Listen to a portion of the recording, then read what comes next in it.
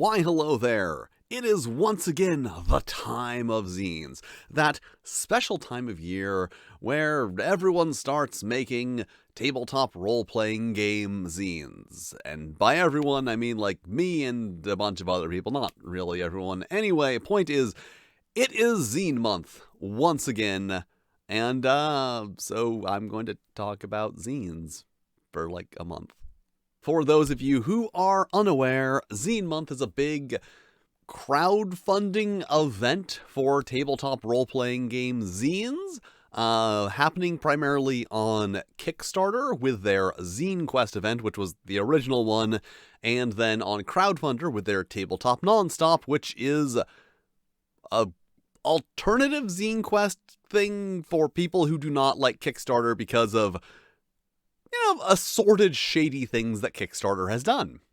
Anyway, point is, in this video, I will be looking at 5 projects from the first day of Zine Month across both Kickstarter and Crowdfunder.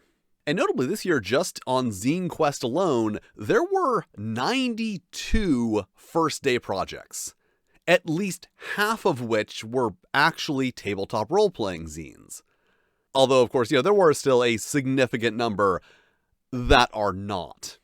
Anyway, let's get to the actual projects, starting with Death Game, which is a game based on arena survival battle royale type media. Like Battle Royale. A thing that seems like it's way too specific to actually be its own little subgenre, and yet it is. And beyond just the general concept here, which is kind of interesting, the thing that I really like about this one is it is specified that the game mastering duties can shift when a character dies. So when your character dies, you can take over GMing duty, and then the GM comes in with another character. And that is a really interesting way to, allow all the players to kind of get to experience both sides of the game, but also handle the way that this very specific little subgenre burns through characters.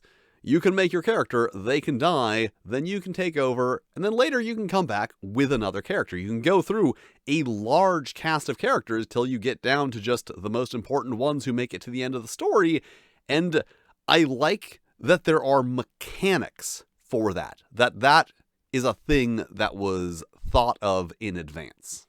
Whenever people think about the specifics of the genre in the actual design, I really appreciate that.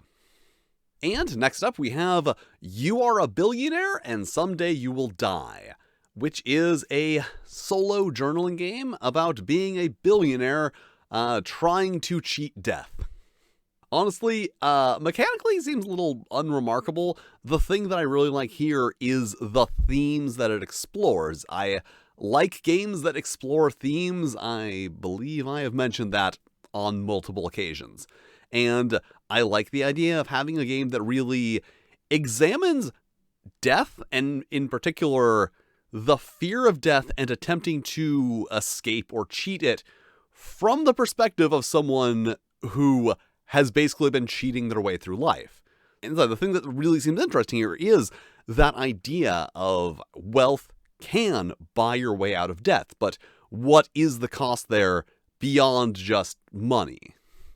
And next up we have Levy, which is a very interesting game, which is set in a dreamlike environment with characters who have no memories of anything. You basically just start with a blank character sheet. You don't have your stats, you don't have your identity or anything, just a name.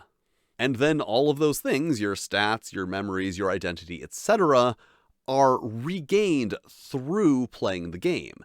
And the really interesting aspect here is, it seems like they want to focus a bit on whether or not you are going to embrace or reject these elements of your identity as they are regained, which is a thing that has a really big, your identity is more defined by your present than your past energy to it, which I really dig. So overall, it is kind of like a more structured, less abstract version of Nebulous, my least popular game by a wide margin. However, one issue I do see with this one is that the way it is set up is going to require a lot of prep work for the game master, because they need to make all of the characters and then keep track of all of the characters and, hand out the bits from the character sheet piece by piece as they are regained by the players. So it is going to be a very GM responsibility heavy game. And next up, Subterranean Fightin' Freaks, which is, honestly, it's just another TMNT-inspired game. There have been lots of TMNT-inspired games, but here's the thing. Teenage Mutant Ninja Turtles is really cool, and the official game just kinda sucks. So all of the alternative Teenage Mutant Ninja Turtle games we can have are a good thing. And the thing I really find interesting about this one specifically is it does seem like there's going to be quite a bit of focus on how your characters need to exist alongside normal humans, but living in the shadows, remaining unseen. To the point that there are actually mechanics in the game for how your character develops a cryptid mythology around them as they are spotted by normies. And that is a really cool idea, because it puts you in the situation where you then have to deal with an evolving mythology springing up around you, and how that is going to become a hindrance to your Subterranean Fightin' Freaks activities. And next up we have Solo Martial Blues, which is a solo martial arts game with a system that is described as randomless but mechanically precise, which is a thing that gets my interest a little bit. And honestly, this is another one that just seems like it could be fun. I like games with themes, and I like games that are fun. You're allowed to like both. And martial arts is a thing that I always find it very interesting to see how people adapt it mechanically, because in reality, martial arts is very, very complicated. So it's always an interesting challenge to adapt that into a set of cohesive, usable rules. Like, that's my big love of Street Fighter the storytelling game, is that they managed to do that very well. Also, I do like to see solo games that are exploring a wider variety of topics beyond just emotional damage or dungeon crawl. And of course, I can't forget the most important Zine Month project, Dinosaur Erotica, the role-playing game. An aggressively sex-positive romance game for 2 players. Or more, if that's what you're into. Yeah, last year I did a game about fucking ghosts, and this year I'm doing a game about fucking dinosaurs.